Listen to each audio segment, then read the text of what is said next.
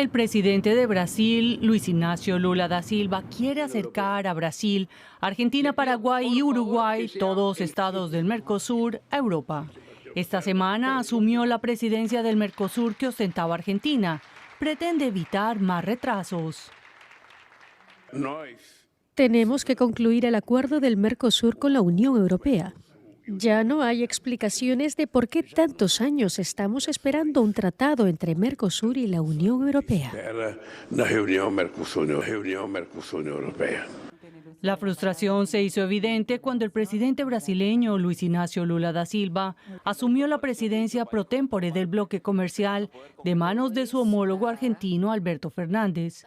La cumbre de 2 días concluyó el último martes en Puerto Iguazú, Argentina, el escenario de las famosas cataratas de Iguazú. Lula afirmó que ya no existen más excusas para no sellar el acuerdo. Para su homólogo argentino, Alberto Fernández, la culpa es de los europeos.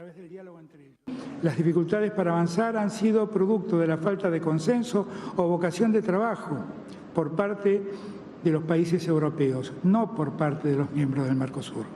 Por el contrario, allí en Europa están las actitudes proteccionistas, particularmente notorias en el caso del sector de alimentos, rubro fundamental en la oferta exportadora de nuestro bloque. Entre tanto, 19 gremios empresariales europeos pidieron a la Unión que garantice la rápida ratificación del acuerdo. Lo consideran clave para preservar la competitividad de la Unión Europea y asegurar las cadenas de suministro y empleos. Ahora es el turno de Europa y la presión aumenta. Mientras la guerra en Ucrania se recrudece, algunas empresas siguen obteniendo beneficios en Rusia. Un nuevo estudio de la Escuela de Economía de Kiev y el grupo de organizaciones de la sociedad civil B4Ukraine muestra que las empresas extranjeras que siguen operando en Rusia contribuyen indirectamente a la guerra. Solo el año pasado, las empresas extranjeras que operaban allí obtuvieron más de 14.000 millones de dólares de beneficios. Buena parte de ellos, unos 3.500 millones, fueron a parar a las arcas de Moscú en forma de impuestos. Muchas de estas empresas sostienen que los bienes que suministran son esenciales, pero cuando se investiga un poco más encontramos que muchas de ellas siguen suministrando helados, galletas, loción para después del afeitado o champú, artículos que en nuestra opinión no son de primera necesidad. Además, cuando las confrontas con estos datos, no lo ven de la misma manera. Por eso pedimos ahora la intervención del gobierno. Las compañías estadounidenses contabilizaron más de 700 millones de dólares en impuestos, seguidos de empresas alemanas, suizas y japonesas. Los impuestos a los que tenemos acceso son aquellos sobre los beneficios en Rusia. Es solo uno de los muchos tipos de tributos que pagan las empresas. Las cuantías oscilan entre los 3.000 y los 5.000 millones de euros de impuestos sobre los beneficios en un año. Es probable que solo sea la punta del iceberg de las contribuciones empresariales totales para financiar la guerra. Los sectores más críticos advierten a esas empresas que ha llegado el momento de reconocer las consecuencias de su presencia en Rusia.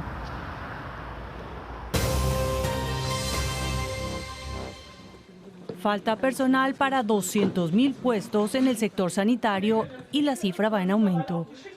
Como aquí en este hospital en la capital alemana, los ministros de Trabajo, Hubertus Heil, y de Economía, Robert Habeck, quieren saber de dónde viene el personal que trabaja aquí y cómo lograr atraer a más. Muchos trabajadores son oriundos de Asia y América Latina. Me llamo Adrián Martínez, soy de México. Llegué a Alemania hace 4 años y desde entonces he trabajado en la Charité. Y ¿sabían, estando en Brasil o en México, que existía la clínica Charité? Vinieron a Alemania y se enteraron de que existe este hospital en Berlín y decidieron acudir ahí, o llegaron a Alemania en busca de trabajo. Bueno, en mi caso, la Charité me ofreció un contrato, así que yo sabía que ya tenía trabajo seguro desde ese momento. El nuevo personal de enfermería de Charité tiene suerte porque la clínica tiene su propio equipo que busca empleados en el extranjero y se ocupan de asesorarlos, algo poco frecuente. En el futuro debería ser más fácil para los trabajadores cualificados extranjeros venir a Alemania. Eso es lo que desean los dos ministros. Para ello acaba de aprobarse una nueva ley.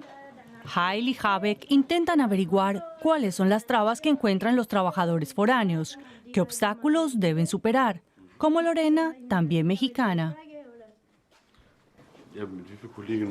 ¿Con cuántos colegas trabaja usted aquí? Normalmente con 2 compañeros. Si necesitamos más ayuda, con 3 o 4. Todo depende de los pacientes. Una cosa está clara, más profesionales como ella serían una bendición, y no solo en el sector sanitario. Si no se hace algo, en 2035 podrían quedar vacantes 7 millones de puestos de trabajo, dijeron los ministros al final de su instructiva visita. Rusia no quiere prorrogar el acuerdo sobre el transporte de grano ucraniano a través del Mar Negro y exige el levantamiento de las sanciones. Rusia también se queja de que sus propias exportaciones de grano y fertilizantes han sido limitadas. La guerra en Ucrania, iniciada por Rusia, ha desatado el temor de una crisis alimentaria mundial, ya que ambos países son grandes exportadores de cereal. China limita la exportación de 2 tierras raras esenciales para la fabricación de semiconductores. A partir del 1 de agosto, las empresas chinas necesitarán una licencia para vender galio y germanio a compañías extranjeras. China produce el 80% del suministro mundial de ambos metales. Durante su visita a Pekín, la secretaria del Tesoro estadounidense, Janet Yellen, subrayó que es prácticamente imposible desacoplar las economías estadounidense y China. Estados Unidos pretende restringir el acceso de China a tecnología avanzada por el bien de la seguridad nacional. El gigante tecnológico Meta amenaza a Twitter con su nueva aplicación Threads. El producto rival llega en un momento muy inoportuno para Twitter, actualmente sumergida en el caos desde su adquisición por Elon Musk. Musk ha despedido a miles de empleados en muy poco tiempo, ahuyentando a anunciantes e implementando un muro de pago. La nueva competencia es una amenaza también porque tiene acceso a cientos de millones de usuarios de Facebook, WhatsApp e Instagram, aplicaciones que también pertenecen a Meta. El fabricante alemán de automóviles Volkswagen anunció que planea invertir 1.000 millones de euros en Sudamérica hasta el 2026. Una fuerte apuesta por la región. Volkswagen aspira a crecer un 40% en Brasil, el mayor mercado de Sudamérica. La empresa alemana prevé que la transformación hacia la automoción eléctrica en Brasil será más lenta que en Europa, por lo que seguirán ofreciendo motores de combustión, por ejemplo, de biocarburantes. Una plantación de aguacates en el centro de Israel. La agricultura del futuro ya está aquí. Una nueva tecnología se aplica para extraer el polen mediante carga electrostática.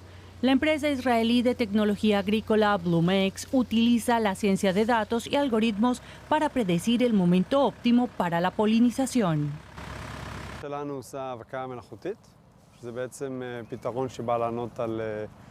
Nuestra empresa se dedica a la polinización artificial. Es una solución que responde a los problemas surgidos del trato incorrecto dado a los polinizadores naturales, como insectos, abejas, abejorros en la agricultura industrial. Venimos a dar respuesta a la falta de uso adecuado para dar así un mejor rendimiento al agricultor tanto en calidad como en cantidad de fruta. La creciente escasez de mano de obra en el sector agrícola es un gran problema. Mientras el número de personas que trabajan en el rubro disminuye, la demanda crece. La tecnología ofrece también una solución: drones recolectores de fruta. El sistema es completamente autónomo, decide cómo recolectar la fruta, cómo llegar hasta ahí y cómo cortarla. Todo esto ocurre sin decisiones humanas de por medio. Sin embargo, la presencia humana es fundamental. Uno se asegura de que todos los robots trabajen según los mismos criterios, al ritmo adecuado, con las cualidades adecuadas, y si hay un fallo de funcionamiento, el humano se asegura de aportar una solución. Las posibilidades y el potencial que la tecnología ofrece a la agricultura en Israel aumentan cada día. Esta puede ser la clave para facilitar la lucha contra problemas a gran escala como el cambio climático. Jorge Lloro recorre en su taxi las calles del centro histórico de La Habana para mantener a su familia. Pero cuando el depósito de su automóvil se vacía, comienza una verdadera odisea. Frente a las gasolineras, los clientes se arman de paciencia para repostar. Una funcionaria del gobierno reparte números entre quienes esperan en la cola. Cuando les llega el turno, reciben un mensaje en el celular. Me toca el número ahora de combustible. Pero cuando le llega el momento de repostar, se encuentra con una desagradable sorpresa. No hay carburante. El camión cisterna ni siquiera llegó a la gasolinera. Sí, es bien incómodo hacer la cola. A la mayoría se le van los números porque no avisan y muchos problemas. Este sistema no está bien creado. Le falta infraestructura.